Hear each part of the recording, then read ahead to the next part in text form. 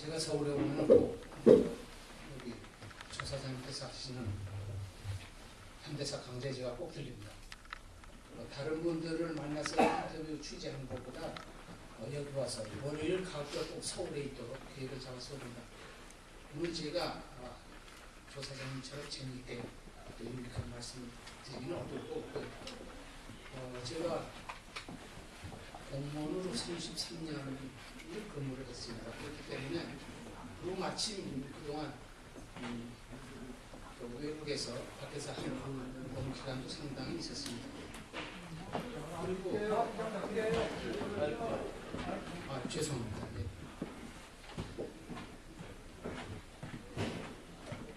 조금 전에 밖에서 본 한국이 밖에서 본 것이 재미있을 것 같아서 다음번 강사를 모신다는 말씀을 하셨는데, 저는 정부 내에서 냉전을 쭉 보면서 또 한일 관계를 보면서 특히 이 마지막에 이제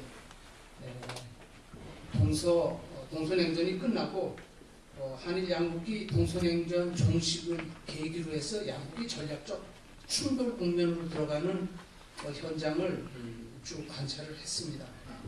그리고 이제 지금은 가급적 제 자신을 객관화시켜 한국의 자립성을 객관화시켜 보려고 일본에서 공부를 하고 있습니다.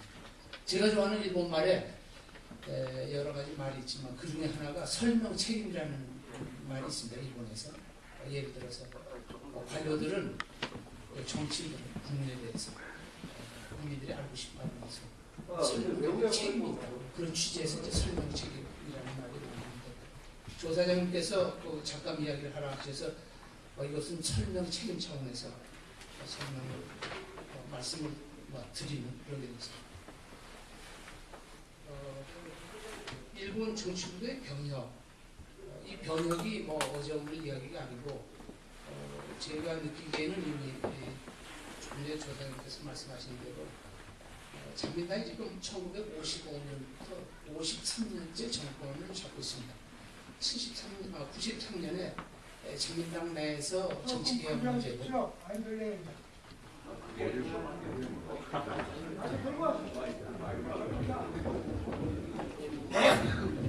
죄송합니다. 1993년에 자민당이 분열을 했습니다. 그때 이제 분열한 가장 큰 이유가 정치개혁 문제로 당내에서 대립이 있었습니다. 그래서 자민당이 그 무렵에는 이제 이미 한계 상황이 된 거죠. 그래서 여러 가지 금권, 파벌 정치, 이 비판, 부패 때문에 국민의 지지를 거의 상실하게 됐습니다. 이것을 어떻게 개혁을 하느냐 하는 문제 가지고 당내 대립이 끝내 수습이 안 돼서 자민당이 분열을 했습니다. 93년에. 그때 자민당을 깨고 나온 것이 조금 전에 말씀드린 오자와 이치로, 지금 민주당 대표가 되겠습니다. 이 사람이 그때 자민당을 깨고 나서 자민당과 공산당을 배제한 연립정권을 만들었습니다. 이 연립정권이 약 1년 가까이 계속됐습니다. 이후에 자민당은 정권을 뺏기고 나니까 너무나 추워서 다시 정권을 되찾기 위해서 서둘러서 정권을 되찾을 수 있는 상황이 되면 누구하고라도 연립을 한다라는 분위기가 되어버렸습니다. 그래서 그때 성립된 것이 자민당이 그 전까지 적이었던 사회당과 연립정권을 구성하게 됩니다. 일본 역사에서 보수 혁신이 연립정권을 구성한 것은 자민당이 당시에 정권을 되찾기 위해서 연립을 했던 기간이 되겠습니다. 그 이후에 지금 일본은 쭉 연립정권이 계속되고 있습니다. 저희가 이제 일본은 아시겠지만은 비유럽 문명 중에서 유일한 선진국이 되겠습니다. 제가 여기서 말씀드린 유일한 선진국이라는 것은 국민국가라는 의미에서의 유일한 선진국이라는 말씀을 드리겠습니다. 흔히 저희가 역사적 문명국을 선진국이라고 생각하시는 분들도 있는데 역사적 문명국은 선진국과는 상관없는 개념이라고 생각합니다. 저희가 근대적 의미에서의 국민국가, 즉 다시 말해서 근대적인 헌법을 가지고 국가를 통치하는 나라, 이런 의미에서 선진국이 된 것은 아직까지 일본이 유일합니다. 어, 저희가 흔히 일본 그러면은 일본 정치를 할 때도 그렇고 모든 것을 일본 그러면은 저희가 식민지 40년 경험의 그 쓰라린 경험 때문에 옛날의 일본을 흔히 생각을 합니다. 그렇지만 일본은 1889년에 명치 헌법이 만들어집니다. 그래서 1945년에 패전 때까지, 패전 이후에 신호협회 생길 때까지 47년 5월까지 명치헌법이 존속했습니다만은 명치헌법이 존속한 기간이 58년입니다.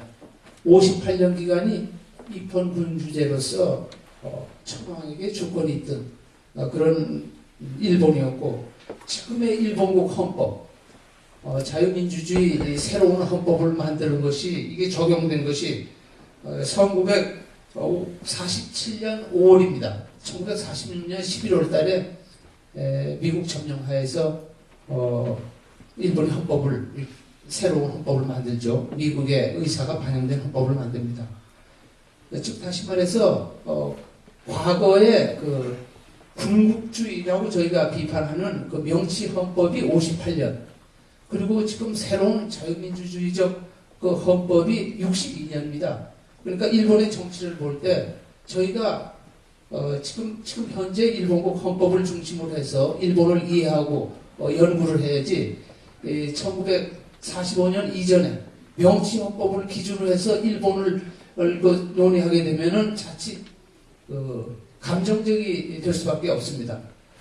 한국에서 너무 이러한 일본 그러면 그 옛날의 일본말을 생각하시는 분들이 너무 많기 때문에 이것은 저희가 문제가 된다고 생각합니다.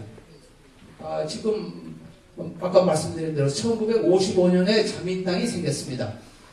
전후에 여러 가지 정당의 이합집산이 있었지만은 냉전 시대에 사회주의 정권이, 사회당이 정권 잡는 것에 대한 위기감 때문에 1955년 11월 달에 자유당과 민주당이 합당해서 자유민주당이 됐습니다. 일본의 경우에 자유민주당이지만은 지금 말씀드린 대로 그 일본의 헌법 구조는 어디까지나 입헌 군주적 요소가 그대로 있습니다. 한국하고 일본은 사실 국민국가의 자유민주주의적 헌법을 가진 역사는 거의 같습니다. 일본이 1947년 5월이고 저희가 1948년 8월이기 때문에 사실 자유민주주의적 헌법을 공유하는 기간은 한국과 일본이 같습니다. 한국에서는 이 점을 가볍게들 생각하실 분들이 많습니다. 제가 보기에는 일본의 정치를 논할 때 선진국이라는 것은 법치국가이기 때문에 헌법이 가장 중요합니다.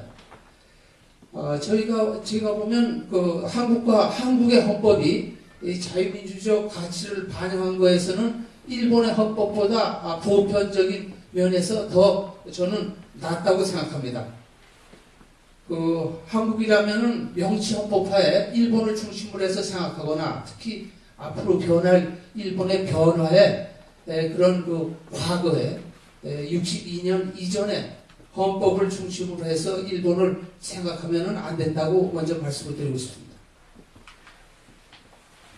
사실은 이번 달 초에 오자와 민주당 대표의 제1비서입니다. 정치자금을 관리하는 비서가 체포되기 전까지, 즉 한 달 전까지만 해도 다음번 총선이 끝나면은 오자와 이치로가 총리가 되는 걸로 생각하는 분위기였습니다. 일본의 분위기가. 그런데 이제 제1비서가 체포되고 다음 주에 검찰이 이 제1비서를 기소를 할 것인지 안 할 것인지가 결정됩니다. 만약 검찰이 오자와 이치로 민주당 대표의 제1비서를 기소를 하게 되면 오자와 대표는 당 대표 자리에서 물러나야 되고 아마 오자와 정권은 실현될 수 없을 거로 생각합니다.